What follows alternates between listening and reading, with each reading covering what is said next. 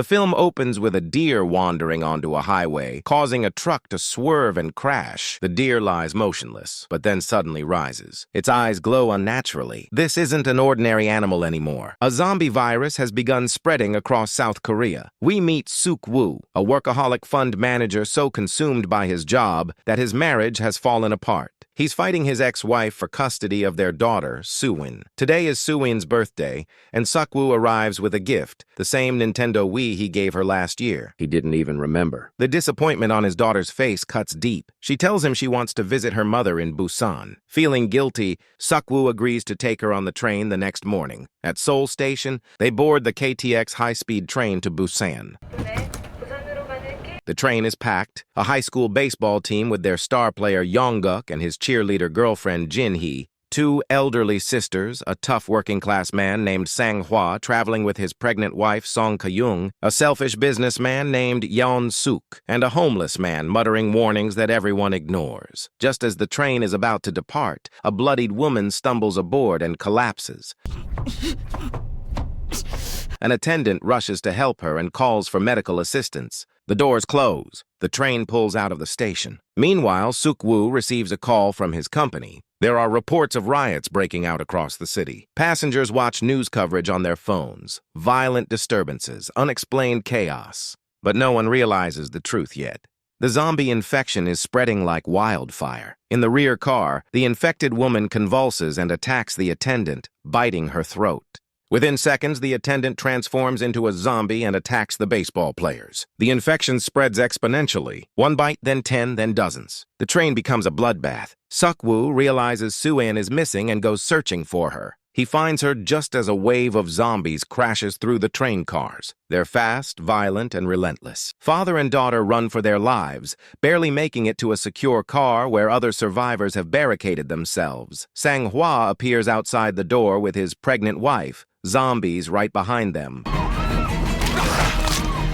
Suk-woo hesitates. Opening the door means risking everyone inside. Sang-hwa pounds on the glass, desperate. At the last second, Suk-woo opens the door and pulls them inside, then slams it shut as zombies crash against the glass. The train conductor announces they'll skip the next station, but Yeon-suk demands they stop. He's convinced they need to get off immediately. The conductor refuses at first, but as the train speeds past the platform, everyone sees the truth.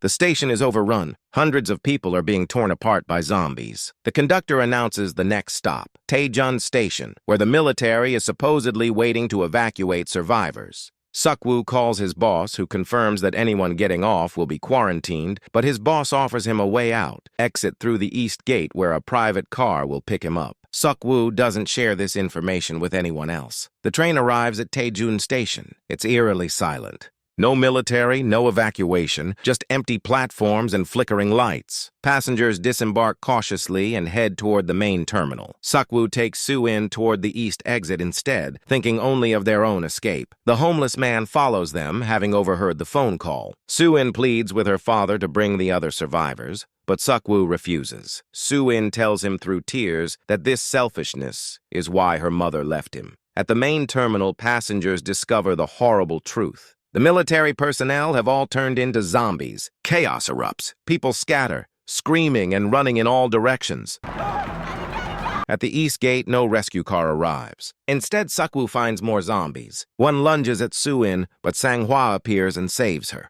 The group fights their way back to the platform, but zombies pour out from all directions. They barely make it back to the train. However, several cars are now filled with zombies. The survivors split up.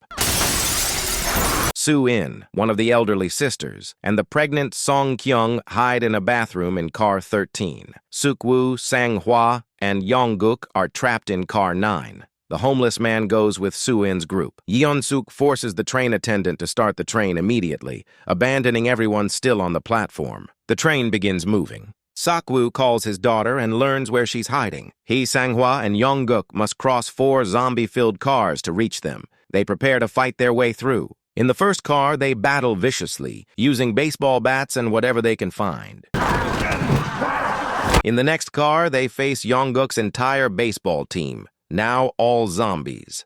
The sight breaks Yongguk's heart, but there's no time for grief. Then the train enters a tunnel. In the darkness, the zombies can't see them. The survivors realize this weakness and use it to slip past undetected. Suk-woo devises a plan. He throws Sang-hwa's phone into the middle of a zombie horde in the next car, then calls it. The ringtone attracts all the zombies to one spot. When another tunnel plunges them into darkness, they sneak past. They're one car away from their loved ones, but before they can reach them, the tunnel ends. They dive into a bathroom as zombies surround them. 3 minutes until the next tunnel. Yeon-suk calls his friend Jin-hee and tells her they're coming. She should open the door. Jin-hee is overjoyed and tries to convince the other survivors to open the connecting door, but Yeon-suk convinces everyone that the approaching group could be infected. Fear takes over. They refuse to open the door. The next tunnel arrives. Suk-woo's group makes their desperate sprint. Sang-hwa and Suk-woo hold off the zombies while the others rush forward, but the tunnel ends too soon. Zombies swarm from behind. Yongguk pounds on the door, begging them to open it. The survivors on the other side refuse, paralyzed by fear and selfishness. The elderly sister, pregnant woman, and little girl stand exposed as zombies close in. Finally, Yongguk forces the door open.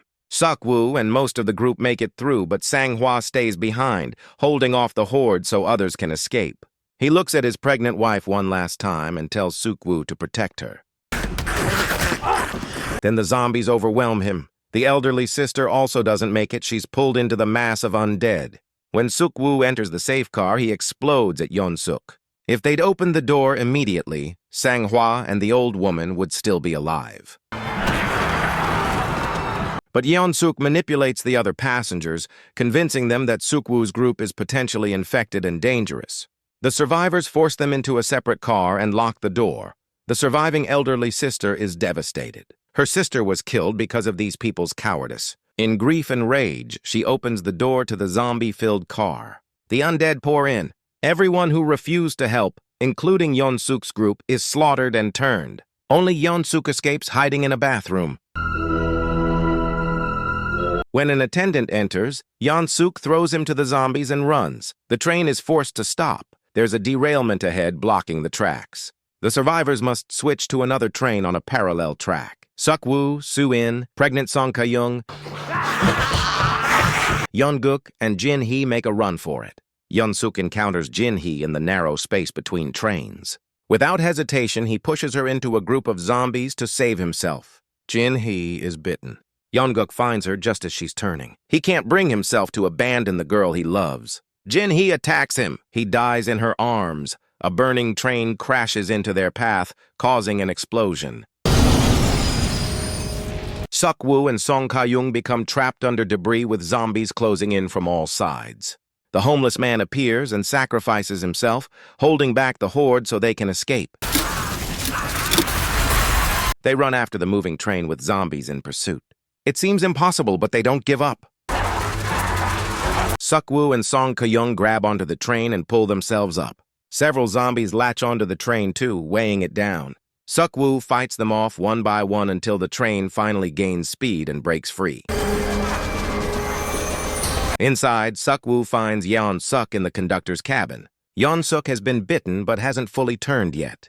In his final moments of consciousness, Yeon-suk attacks Suk-woo and bites his hand. Suk-woo realizes immediately what this means. He chains himself to a railing and throws himself and Yeon-suk off the moving train. Suk-woo, caught by the chain, pulls himself back up one last time. He stumbles to the conductor's cabin where Soo-in and Song Ka-young are hiding. He teaches them how to operate the train. He tells Soo-in that when they reach Busan, she must find her mother and stay with her. Soo-in is sobbing, begging him not to leave. Suk-woo is crying too, but he knows what he has to do. He steps outside and locks the door behind him.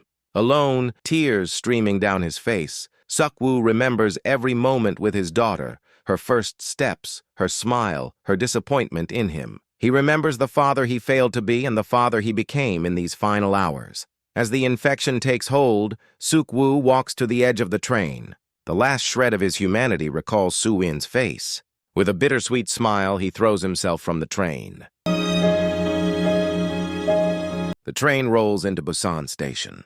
Soo-in and the pregnant Song Ka-young, the only two survivors, emerge into daylight and walk through a dark tunnel. Soldiers are positioned at the other end with rifles raised. They can't tell if the approaching figures are human or infected. Orders are given to prepare to fire. In the darkness, terrified and exhausted, Soo-in begins to sing the song she had prepared for her father's birthday. Her small, trembling voice echoes through the tunnel. The soldiers lower their weapons. They rush forward to rescue the survivors. The nightmare is over, but the cost was everything.